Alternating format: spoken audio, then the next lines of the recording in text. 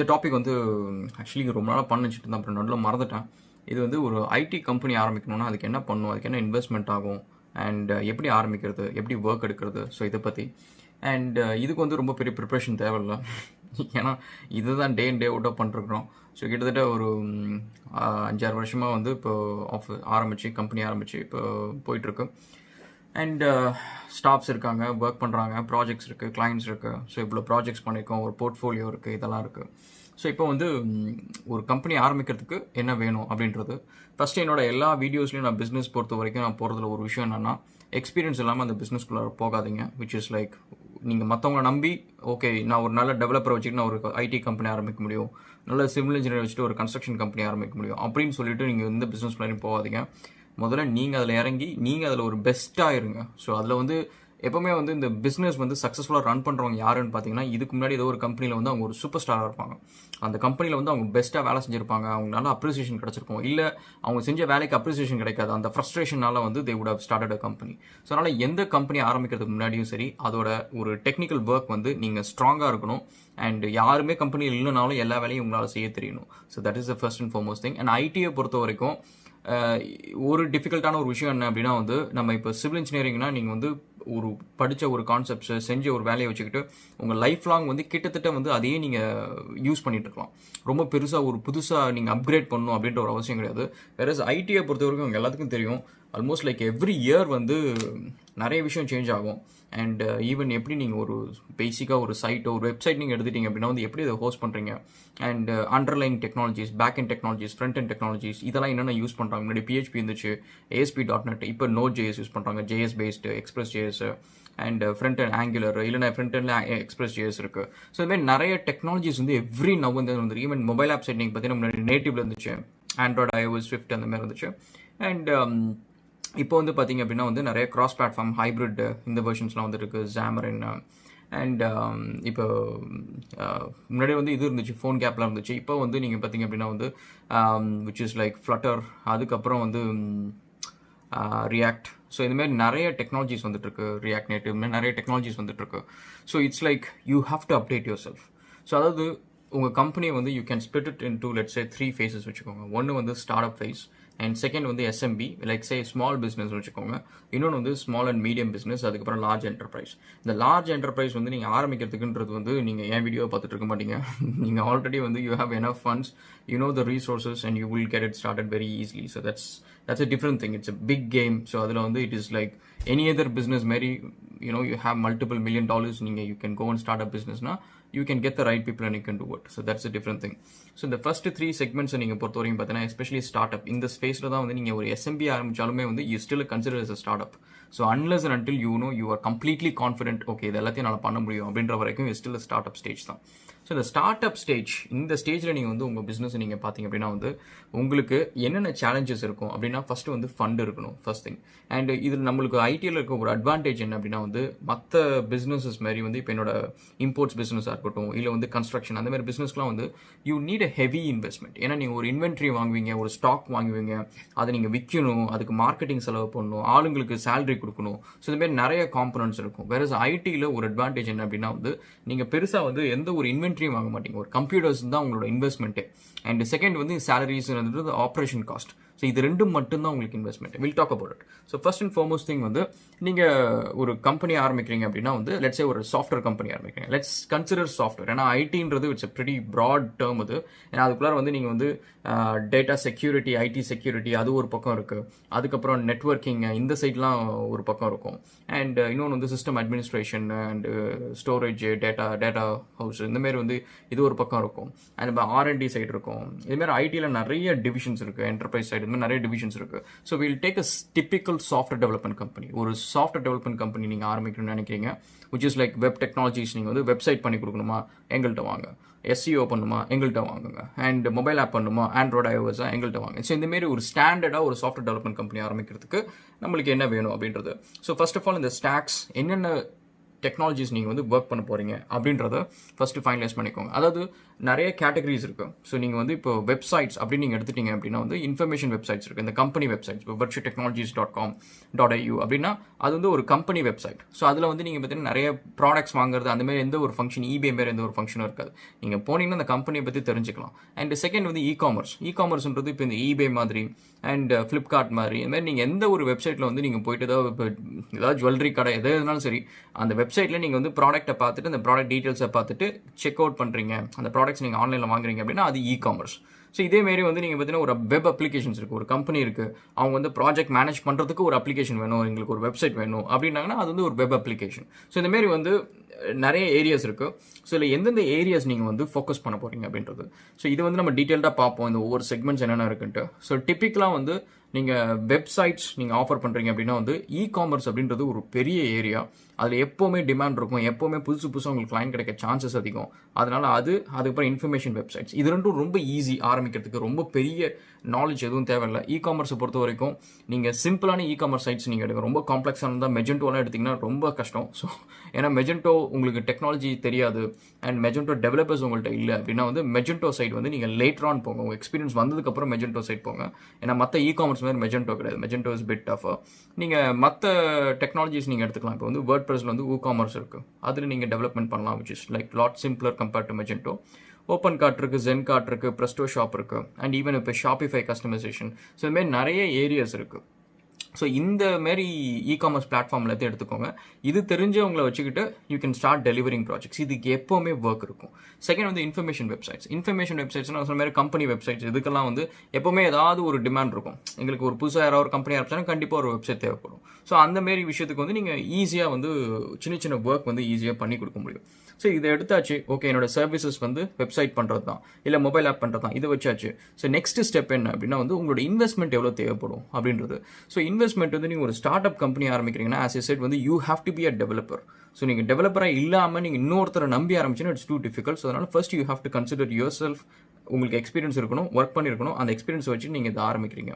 So இப்போ வந்து உங்களுக்கு என்னென்ன தேவை அப்படின்னா வந்து ஃபஸ்ட்டு வந்து ரிசோர்ஸஸை பொறுத்த வரைக்கும் வெப் டெவலப்பர் தேவை. இப்போ நீங்கள் வெப் டெக்னாலஜிஸ் ஃபோக்கஸ் பண்ணுறீங்க அப்படின்னா, இதே நீங்கள் மொபைல் ஆப் அப்படின்னா வந்து நேட்டிவ்னா ஆண்ட்ராய்டு iOS டெவலப்பர் தேவை.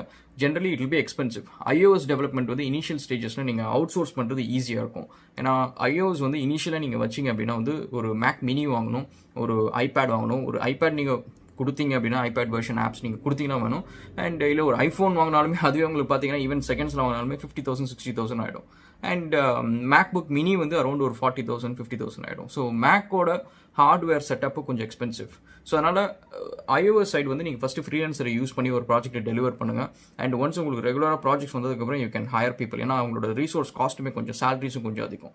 ஸோ அதனால் ஃபஸ்ட்டு வந்து உங்களுக்கு இப்போ நீங்கள் வெப் டெக்னாலஜிஸ் அப்படின்னா வந்து இப்போ PHPயோ Node.jsஓ எந்த பேஸில் நீங்கள் பண்ண போகிறீங்களோ அந்த இதை எடுத்துக்கோங்க, அந்த டெவலப்பர் எடுத்துக்கோங்க. இனிஷியல் ஸ்டேஜஸில் வந்து இப்போ நீங்கள் வந்து ஒரு ரொம்ப சின்ன ஸ்டார்ட் அப் கம்பெனி, நாங்கள் சும்மா வெப்சைட்ஸ் பண்ணுறோம் ராகுல், எனக்கு அதுக்கு என்ன எடுக்கணும் அப்படின்னீங்கன்னா I would say go with PHPன்னு சொல்லுவோம். ஏன்னா PHPயில் வந்து வேர்ட்பிரஸ் உங்களுக்கு வந்துடும். ஒரு PHP டெவலப்பர் வந்து வேர்ட்பிரஸ்க்கும் தெரியும் நிறைய டெவலப்பர்ஸ்க்கு. அண்ட் அஃப்கோர்ஸ் அவங்களோட ப்ராஜெக்ட் எக்ஸ்பீரியன்ஸ் இருக்கணும். அண்ட் கஸ்டம் PHP அப்ளிகேஷன் தெரியணும். கோட் இக்னேட்டர், கேக் PHP இந்தமாரி வந்து கஸ்டம் அப்ளிகேஷன் பண்ண தெரியணும். அண்ட் தென் இப்போ ஈவன் மெஜென்டோவில் ஏதாவது நாளைக்கு கற்றுக்கணும், அவங்க அப்கிரேட் பண்ணணும், ஸ்கில்ஸ் அப்கிரேட் பண்ணணும்னா அதுவுமே மெஜென்டோவுமே ஒரு PHP டெவலப்பர் தான். ஸோ அவங்களுக்கு வந்து மெஜென்டோன்றது ஒரு எக்ஸ்ட்ரா ஸ்கில்ஸ் அதை தெரியணும். பட் ஒரு PHP டெவலப்பர் வந்து மெஜென்டோ டெவலப்பரை ட்ரெயின் பண்ணுறது ஈஸி. ஸோ அதேமாரி இப்போ நீங்கள் அடுத்தது வந்து இப்போ ஓப்பன் கார்ட்டு அந்தமாரி மற்ற டெக்னாலஜிஸ் போனாலும் PHP. ஸோ PHPயில் ஒரு அட்வான்டேஜ் என்னன்னா இட்ஸ் வெரி ஓல்டு, லைக் 10-15 இயர்ஸாக இருக்குது, 10 இயர்ஸ் இருக்குது ப்ராப்ளி. அண்ட் அதில் வந்து நீங்கள் பார்த்தீங்கன்னா எல்லாமே கவர் பண்ணிடும். ஒரு வெப் அப்ளிகேஷன் எழுதுறதுலேருந்து இப்போ வேறு ஏதாவது ஒரு தேர்ட் பார்ட்டி அப்ளிகேஷன் கஸ்டமைசேஷனுக்கு அண்ட் நீங்கள் புதுசாக நீங்கள் வந்து இப்போ காமர்ஸ் அப்ளிகேஷன் நீங்கள் ஒன்று பண்ணணும், எல்லாத்துக்குமே வந்து PHP will cover it. So அதனால் pick resources that you need. அதேமாரி வந்து 2 சாய்ஸ் இருக்கும். முக்கால்வாசி ஸ்டார்ட் அப் கம்பெனிஸ் பண்ணுற ஒரு மிஸ்டேக் வந்து சீப்பான ரீசோர்ஸ். எனக்கு வந்து 20,000 ஒரு ஆள் கிடச்சிருக்கான், அவனே எடுத்துக்கிறான், அவனுக்கு 1 இயர் தான் எக்ஸ்பீரியன்ஸ் அப்படின்னு நீங்கள் எடுக்கலாம். என்ன ஆகும் அப்படின்னா வந்து உங்களுக்கு ஈவன் ஒரு சின்ன ப்ராஜெக்ட் கிடைச்சாலுமே அதை நீங்கள் டெலிவர் பண்ணுறது வந்து ஒரு மாதத்தில் ஒரு டீசென்ட் ரீசோர்ஸ் பண்ணுறதை வந்து நீங்கள் 2 மாதமாக பண்ணுவீங்க. அண்ட் அந்த கிளைண்ட் வந்து 20,000 பே பண்ணுறாரு அப்படின்னா வந்து நீங்கள் 2 மாதத்தில் வந்து உங்களுக்கு ப்ராஃபிட்டே இருக்காது. ஸோ அதனால் எடுக்கிறப்ப நீங்கள் ஜஸ்ட் வந்து ஒரு டெக்னாலஜி நீங்கள் ஃபோக்கஸ் பண்ணுறீங்க. லெட்ஸ் சே நான் வேர்ட்பிரஸ் மட்டும் தான் ஃபோக்கஸ் பண்ணுறேன் அப்படின்னா வேர்ட்பிரஸில் பெஸ்ட்டாக ஒரு ஆள் எடுங்க. ஸோ நீங்கள் வந்து 4 பேர் வந்து சின்ன ரீசோர்ஸ் எடுத்துக்கிட்டு அவங்கள வச்சுக்கிட்டு ஒவ்வொரு பிரச்சனையும் ஒரு கிளைண்ட் கிட்ட ஒன்று கொடுத்தா கிளைண்ட் 10 கம்ப்ளைண்ட் கொடுக்குறோம், திரும்ப இன்னொரு ரிலீஸ் கொடுத்தா அதில் 20 கம்ப்ளைண்ட் வருது. ஸோ இதே மாதிரி நீங்கள் பக் ஃபிக்ஸ் பண்ணி உங்கள் லைஃப் போயிடும். ஸோ அதனால் ஒரே ஒரு ரீசோர்ஸ் எடுங்க. இப்போ வெப் டெக்னாலஜிஸா, நீங்கள் வேர்ட் ப்ரெஸ்ஸா, அதை மட்டும் எடுங்க. வேர்ட் ப்ரெஸ் ப்ராஜெக்ட் ஒரு 5 ப்ராஜெக்ட் எடுங்க, 2 ப்ராஜெக்ட் எடுங்க, டெலிவர் பண்ணுங்கள். அந்த கிளைண்ட் கிட்ட நல்ல பேர் வாங்குங்க, ஒரு டெஸ்டிமோனியல் வாங்குங்க, ஒரு போர்ட்ஃபோலியோ ரெடி பண்ணுங்க. அதாவது 5 ப்ராஜெக்ட் நான் ரெடி பண்ணிட்டேன், இந்த கிளைண்ட்ஸ்க்கு சக்ஸஸ்ஃபுல்லாக நான் முடிச்சிருக்கேன் அப்படின்ட்டு நீங்கள் அடுத்த கிளைண்ட் கிட்ட நீங்கள் காட்டலாம். ஸோ நெக்ஸ்ட் என்ன பண்ணுங்க, அவனுக்கு கீழே ஒரு டீசென்ட் சைஸ், லெட்ஸ் அந்த எக்ஸ்பீரியன்ஸ் வந்து ஒரு 5 இயர்ஸ் 6 இயர்ஸ் எக்ஸ்பீரியன்ஸ் நான் டெவலப்பர் அப்படின்னா அவருக்கு கீழே வந்து இன்னும் ஒரு ஜூனியர் டெவலப்பர் எடுங்க. அவரை வந்து அவர் கீழே வச்சு ஒர்க் பண்ணுவீங்க. வெறும் ஜூனியர் டெவலப்பர்ஸை வச்சு ஒர்க் பண்ணீங்க அப்படின்னா வந்து நீங்கள் எல்லா விஷயத்துலையும் இறங்கி டெஸ்ட் பண்ணணும், எல்லா விஷயத்தையும் சொல்லிக் கொடுக்கணும், ரொம்ப கஷ்டமாக இருக்கும். And you may not be able to get a good name. So that's a thing. So next வந்து ரீசோர்ஸை பொறுத்த வரைக்கும் உங்களுக்கு மெயினாக வந்து நம்ம இந்தியன் கம்பெனிஸ் பண்ணுற தப்பு வந்து UI/UX கிராஃபிக் டிசைனர். ஸோ இந்த ஒரு டெசிக்னேஷனில் தான் வந்து முக்காவாசி 99% கம்பெனிஸ் வந்து பண்ணுற தப்பு. ஏன்னா இப்போ நீங்கள் இந்தியாவில் ஒரு கம்பெனி ஆரம்பிக்கிறீங்கன்னா இந்தியன் கிளைண்ட்ஸை நம்பி எந்த எந்த சாஃப்ட்வேர் கம்பெனிஸுமே இருக்க மாட்டாங்க. அவங்களோட ட்ரீம் வந்து எனக்கு அமெரிக்காவில், யூஎஸில், கனடாவில், ஆஸ்திரேலியாவில் எனக்கு ப்ராஜெக்ட்ஸ் எடுக்கணும், எனக்கு அந்த கிளைண்ட்ஸ் வேணும் அப்படின்றது தான். ஏன்னா டு பி ஹானஸ்ட், இருக்கிறதுல ஈஸியாக ஒர்க் பண்ணுற கிளைண்ட்ஸ் வந்து வெள்ளக்கார கிளைண்ட்ஸ். ஸோ நீங்கள் மற்ற கிளைண்ட்ஸ் நீங்கள் யார் வேணாலும் நீங்கள் எடுத்துக்கலாம், நம்ம வந்து என்ன வேணாலும் பெருமை பேசலாம், என்ன வேணாலும் பேசலாம். எண்ட் ஆஃப் தி டே வந்து அவங்க தான் they pay best and they actually treat you better and they give you bit more time. கொஞ்சம் நீங்கள் ப்ராஜெக்டை ரிலாக்ஸ்டாக வேலை செய்ய முடியும். அண்ட் மற்ற கிளைண்ட்ஸ் எல்லாம் வந்து 5 ரூபாய்க்கு கொடுத்துட்டு 10 ரூபாய்க்கு வேலை வாங்குவாங்க. So that will be the case. So அதனால் வந்து நம்மளோட எய்ம் அங்கே இருக்கிறப்ப வெள்ளைக்காரங்களுக்கு என்ன வேணும் அப்படின்னா அவங்க கண்ட்ரியில் இருக்கிற பெஸ்ட் சைட்ஸை நீங்கள் போய் பாருங்கள்.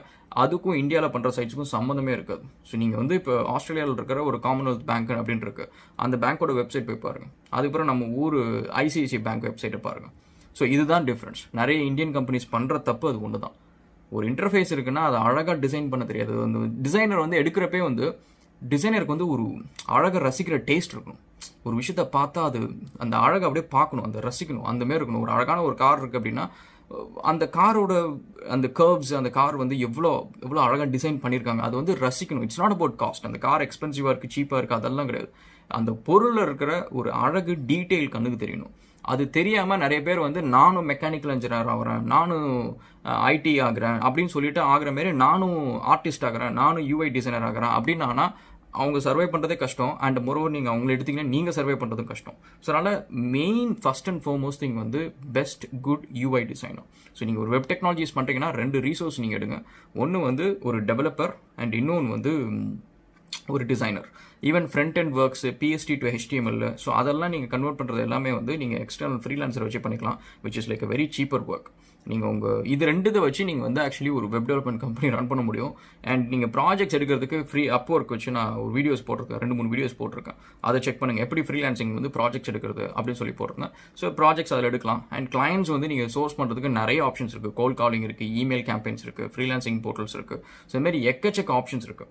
ஈவன் நீங்கள் வந்து ஜாப் போர்ட்டலில் போயிட்டு இப்போ லெட்ஸ் கனடாவில் இருக்கிற ஒரு ஜாப் போர்ட்டலில் ஏதோ ஒரு கிளைண்ட் வந்து எனக்கு வெப் டெவலப்பர் தேவைன்னு போட்டிருந்தாங்கன்னா அந்த கிளைண்ட்டை நீங்கள் அப்ரோச் பண்ணி சொல்லலாம், என்கிட்ட வந்து ஒரு நல்ல வெப் டெவலப்பர் இருக்காரு, நான் உங்களுக்கு ஒரு 20 days நான் ஃப்ரீயாக தரேன், எனக்கு நீங்கள் ஒர்க் பிடிச்சதுன்னா எனக்கு ஒரு 6 months கான்ட்ராக்டாக கொடுங்க அப்படின்னு சொல்லிட்டு நீங்கள் வந்து அப்ரோச் பண்ணலாம். இந்த மாதிரி நிறைய ஆப்ஷன்ஸ் இருக்குது. Will talk about all that later.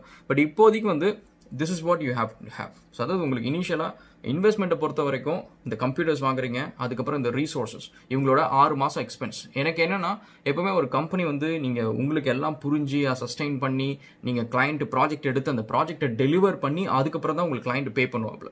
So அப்படி இருக்கிறப்ப அது இந்த ப்ராசஸ் எல்லாம் வந்து சம்டைம்ஸ் வந்து it take more time and அந்த டைம்குள்ளார you don't want to die. So அதனால் அந்த டைம் வரைக்கும் வந்து you save some money. So it's like உங்களுக்கு வந்து பர் மந்த் வந்து லெட்ஸ் சே ரெண்ட் வந்து ஒரு 20,000 வச்சுக்கோங்க, 20-30,000 வச்சுக்கோங்க. லெட்ஸ் சே ஒரு 3 பேர் நீங்கள் வேலைக்கு எடுக்கிறீங்கன்னு வச்சுக்கோங்க. ஒருத்தங்க சேலரி வந்து லெட்ஸ் சே ஒரு 40,000 அப்படின்னா மொத்தமாக வந்து உங்களோட மந்த்லி எக்ஸ்பென்ஸ் வந்து ஒரு 1.5 lakhs நீங்கள் வச்சுக்கோங்க. வச்சுக்கிட்டு 6 மாசமா, ஸோ என்னோட இன்வெஸ்ட்மெண்ட் வந்து லெட்ஸ் சே ஒரு 8 to 9 lakhs. So 8 to 9 lakhs நீங்கள் வந்து சேவ் பண்ணி வச்சுக்கோங்க. எந்த வேலை செஞ்சாலும் சரி கஷ்டப்பட்டு சேவ் பண்ணி வச்சுட்டு நீங்கள் ஒரு கம்பெனி ஆரம்பிச்சிங்கன்னா you have the breathing space. ஒரு 6 months இருக்கா, 6 monthsக்குள்ளார எவ்ரி மந்த் ஒரு டார்கெட் வச்சுக்கோங்க. இந்த மந்த்து நான் மொத்தமாக 500 பேருக்கு நான் கால் பண்ணுறேன். அண்ட் 500 பேர் கால் பண்ணி எனக்கு வந்து அட்லீஸ்ட் ஒரு 100 ப்ராஜெக்டாவது கிடைக்கணும். இல்லை அந்த 100 ப்ராஜெக்ட் இல்லைனாலும் எனக்கு அட்லீஸ்ட் ஒரு 5-10 ப்ராஜெக்டாவது எனக்கு கிடைக்கணும். எனக்கு அந்த மந்த் 1.5 lakhs நான் வந்து கிராஸ் பண்ணணும். So that will be your goal. So இந்த மாதிரி ஒரு டார்கெட் வச்சுட்டு நீங்கள் போகலாம். அண்ட் ஒன்ஸ் கம்பெனி க்ரோ பண்ணதுக்கப்புறம் நீங்கள் BDM ரெக்ரூட் பண்ணிக்கலாம், இந்த சேல்ஸ் மேனேஜர்ஸ் இவங்கெல்லாம் ரெக்ரூட் பண்ணிக்கலாம். அண்ட் ஒரு ப்ராஜெக்ட் மேனேஜரை ரெக்ரூட் பண்ணிட்டு நீங்கள் உட்காந்து எல்லாத்தையும் பண்ணுறதை விட்டுட்டு அந்த ப்ராஜெக்ட் மேனேஜரை நீங்கள் பண்ணுற வேலையை லெக் ஒர்க் பண்ணுற வேலையை பண்ண வைக்கலாம். ஸோ இந்த மாதிரி இட்ஸ் லைக் நிறைய விஷயம் இருக்குது இதில். We can keep talking about it. ஏன்னா this is like coming from my own experience. அதனால் வந்து இந்த வீடியோ நான் குயிக்காக ஒரு 5 மினிட்ஸ் 6 மினிட்ஸில் பண்ண நினச்சி பாருங்க 14 மினிட்ஸ் ஆச்சு. ஸோ இது ஆக்சுவலி இன்னும் நிறையவே இருக்குது. இதில் கம்பெனி எப்படி ப்ரொமோட் பண்ணுறது, கம்பெனி வந்து எப்படி வந்து ஒரு குட்வில் பில்ட் பண்ணுறது, அண்ட் டெஸ்டிமோனியஸ் எப்படி வாங்குறது, ரெஃபரன்சஸ் எப்படி வந்து நம்ம கலெக்ட் பண்ணுறது, என்ன மீடியம் நம்ம அதை வச்சிருக்கிறது, அண்ட் கம்பெனியோட போர்ட்ஃபோலியோ மேனேஜ்மெண்ட்டுக்கு என்னென்ன ப்ராசஸ் நம்ம வந்து ரெகுலராக கம்பெனிக்குள்ளே இன்டர்னலாக எடுக்கணும். ஸோ அதுமாரி எக்கச்சக்கமாக ஒவ்வொரு சைலோஸ்குள்ளே நீங்கள் பார்த்தீங்கன்னா நிறைய விஷயம் இருக்குது. இதில் ஆக்சுவலி எல்லாம் கற்றுக்கிட்டு இல்லை பை ட்ரையல் அண்ட் எரர் கற்றுக்கிட்ட ஒரு விஷயம், அதுக்கப்புறம் நிறைய பேர் சொல்லி திருத்திக்கிட்ட விஷயம், இதெல்லாமே இருக்குது. ஸோ இன் நட்ஷெல் வந்து this is the process. So நீங்கள் வந்து ஒரு கம்பெனி ஆரம்பிக்கிறீங்கன்னா have a basic investment and time, கண்டிப்பாக டைம் வேணும். And you have to be a constant learner. And நல்ல ரீசோர்ஸ் எடுங்க, சீப்பான ரீசோர்ஸ் எடுக்காதீங்க, நல்ல ரீசோர்ஸ் எடுங்க. ப்ராஜெக்டை முக்கால்வாசி நீங்கள் கம்பெனியெல்லாம் ரெக்ரூட் பண்ணி ஆள் பண்ணுறதுக்கு முன்னாடி வந்து ஏதோ ஒரு கிளைண்ட் கிட்ட நீங்கள் ஒரு ஃப்ரீலான்சிங் ஒர்க் பண்ணி அந்த கிளைண்ட்டை ரெகுலர் கிளைண்ட்டாக வச்சுருங்க. அதுக்கப்புறம் நீங்கள் ஆள் எடுத்தீங்கன்னா ஈஸியாக எக்ஸ்பேண்ட் பண்ணலாம். Okay, so let's catch up again in another video. Thanks guys. Cheers.